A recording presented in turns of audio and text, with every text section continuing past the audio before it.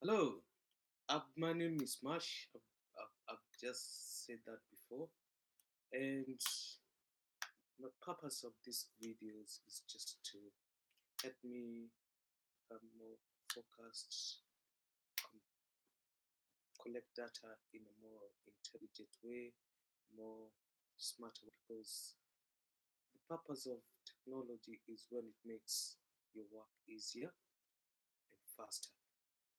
If technology is making your work slower, then I would rather not have technology. So I'm finding my new way of collecting data as easy and as I plan for my presidential candidacy for 2020 for Kenyan presidential as Democratic Party of Kenya leader.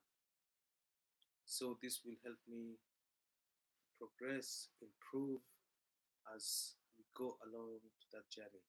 So at times you might see me just turning around. I've got open window on this side and the movement, cars moving. I'm doing this podcast in my house. So and at the moment I'm in London. So the purpose of doing this podcast at this time, it's about 11 o'clock. It's because one, I'm out of work. Secondly, I don't want to waste my time. So when I'm out of work, when there's no work to be done, so the best thing is to keep yourself productive because I still got a long journey to go ahead, and as as long as I make every day progressive, that's every challenge to that journey addressed in a more sustainable, more focused way. So I would want to talk about NGOs in Africa or NGOs in general. So one thing I would know is I would first address anything that I know, then I address things that I read. So when President Trump was elected president, I was quite excited. So I decided to go to the London because there was a march of women. But to my surprise, that march was being read by charities. So we can say, okay, yeah, charities represent women, but none of those charities have got any facts or truth with the information they've been reading in the newspapers or in the media, which most of it is fake news. We've always said most of the information here is whitewash. They can use information for Trump, but they've got that information from a black lady, not even a black man, just to make it so confused. And because the media have run out of options, the only way they can work now is through fake news. To understand about fake news, you have to go to the Nazi era and understand how they were planting fake news to distress somebody politically, to divert attention, and that's how governments operate. Governments have got a big resource of fake news. And if they cannot get those fake news, they create events to divert other people's attention. So for me, most of the information I was reading was fake news. Well aware of how they collect information through artificial intelligence, divert that information to suit a celebrity, a politician, a princess, and that's how the people who are done because they're not elites, because these people are idiots, because even if you look, they're the ones who's been supporting this education system we have, yeah. And if you look how what kind of grades they get in school, and they've got the resource, the tools to change the education system, even the education system they don't even succeed. So I don't see why we should call them like elites. For me, the, yeah, I would not. Okay, I'm not here to insult anybody. So they're the one. That's how you understand where fake news starts, where fake news stops. So if these charities were just demonstrating because they're campaigning for women, yet the stories they're using to protest against Trump has been taken from a lady without her consent, then what are these charities here for? They're just here to oppress the same women they're saying they are here to campaign for. Because here is a woman who is getting molested, bullied, using satellite images to monitor her data, to monitor her life, so they can use that information to insult a president. So when we look at charities, what are the purposes of charities? Are they to uplift, to empower, or to be used by intelligence agencies? Because most charities we know work for intelligence agencies, and the quicker we know, the quicker we understand it, the better for us. So on my postcard a few days ago, I spoke about how there's a charity in somewhere called Newham. I live in London, so and Newham is part of London, near Stratford, where they had the Olympics. And so in Newham, what they've done with the funding of the European Union, they've made work to be only be accessible to a certain group of people. So if you need to get that funding, you have to work through some certain rules. So if maybe the European Union are racist in one part, they don't want anything to do with refugees because if you look at most of their countries, refugees are not welcome. They can come with a funding strategy that will be able to kick out refugees, yeah, or a certain group of people. We are talking about they've got the technology of mind, thought, surveillance. So they can get so much data that we even don't know. And they can use that data to set a strategy just to look at one specific group of people. So you have lots of work happening here. Every construction site you go, we can't get local people who can do a proper job. We can't get skilled workers to work. Yet, most of us cannot even get a job.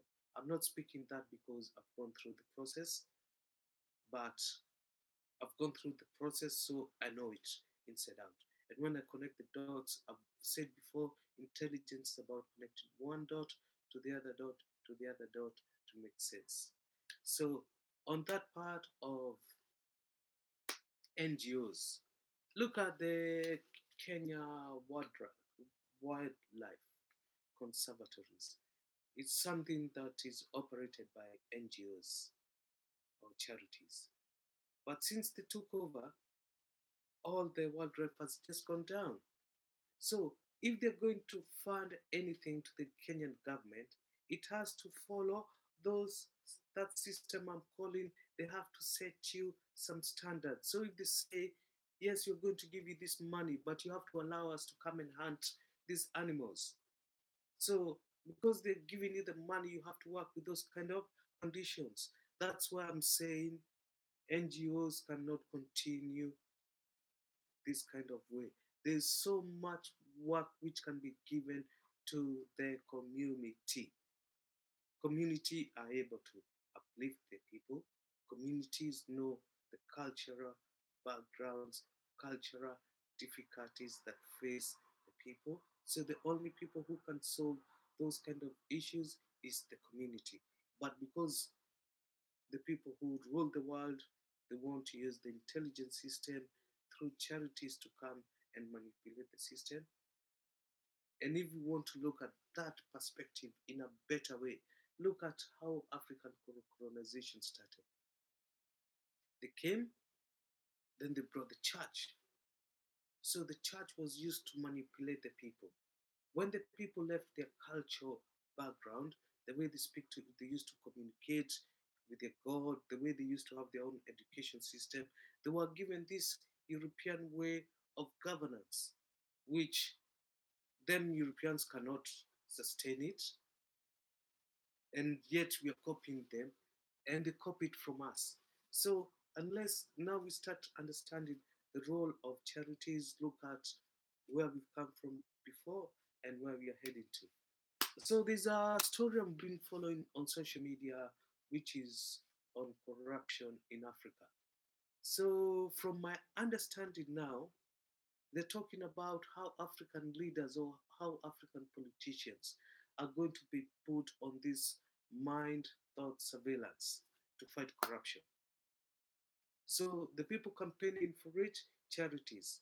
Who are funding them? Nobody knows. Remember, I spoke about the fourth industrial revolution, all the materials, all the raw materials to back up that revolution. Europe does not have it. It's all in Africa. And they're not talking about how they're going to put Europe, what surveillance. Yes, we know some soldiers have been put that kind of surveillance.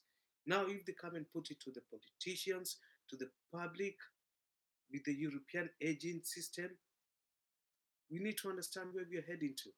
And if it's charities who are going to lead this process, then we need to understand, is this the way forward, or who is in control of this process?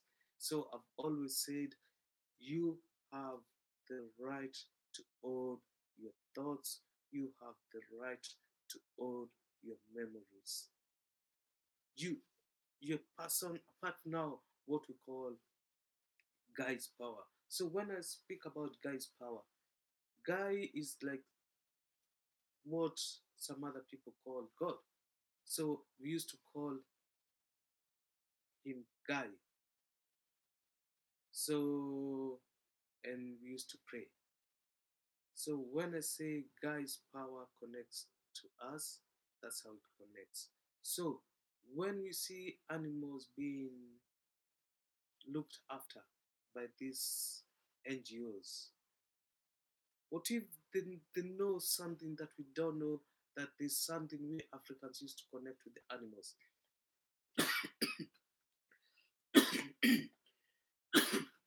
Sorry for this. Because if you look at the tsunami, all these major attacks that have happened in the world, most animals don't get affected. Why? Because they are able to connect with the environment, and they are able to know when it's danger, and they're able to move away. What if there is a time we Africans used to have that kind of connectivity to the magnetic field in the world? And if we had it, where did we lose it? And if we lost it, how can we go back and get it? Because when they say corruption can be dealt with by surveillance, you're telling them no, no. The only people who can deal with corruption is the community. And if you think you're going to bring Africa, the system of governance taken to Europe, transformed by the Europeans, and then tell Africans to copy that, that will never be able to be implemented in Africa. So it's time we realize we need to understand who we are, where we came from, and where we are heading to. So apart from that, I'll just say thank you so much. Lovely speaking to you, and hope we'll see a better improvement. Thank you so much. Bye.